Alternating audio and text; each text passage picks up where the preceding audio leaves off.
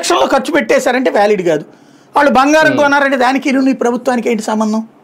వాడు డిస్టిలరీ వాడు బంగారం కొనుక్కుంటే వాడికి వీళ్ళకేంటి సంబంధం? వాడు బంగారం కొనుక్కుంటే రేపు రేటు పెరుగుద్దని కొనుక్కుంటాడు, దాని ప్రభుత్వానికి ఏం సంబంధం?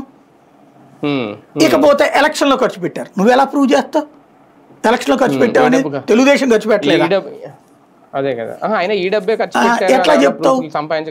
కాబట్టి అదేది ప్రూవ్ కాదు. కానీ వీళ్ళు ఏంటి సాధారణంగా మీరు అంటే ఇది డెప్త్గా అవగాహన ఉన్న వాళ్ళకి అర్థమవుతుంది. క్రైమ్ రిపోర్టింగ్లు చూసుంటారు చాలా కాలం. మీరు ప్రతిసారి దొంగతనం చేసినోడు మర్డర్ చేసినోడు ఎక్కడ అరెస్ట్ చేసామని చూపెడతారు? బస్ స్టాండ్ దగ్గరలో, రైల్వే స్టేషన్ దగ్గరలో, హైవే మీద వెళ్తుండగా, సో రూట్ దాటుతుండగా అని చెప్తారు. అక్కడ ఎందుకని? కోర్టును నమ్మించడానికి ఒక స్క్రీన్ ప్లే కావాలి. వీడు సో షాపులో దొంగతనం చేశాడు, ఆ తర్వాత అమ్మడానికి ఊళ్ళో ప్రయత్నించాడని ఒకళ్ళిద్దరు షాపుల వాళ్ళతో దొంగ సాక్ష్యాలు చెప్పిస్తారు.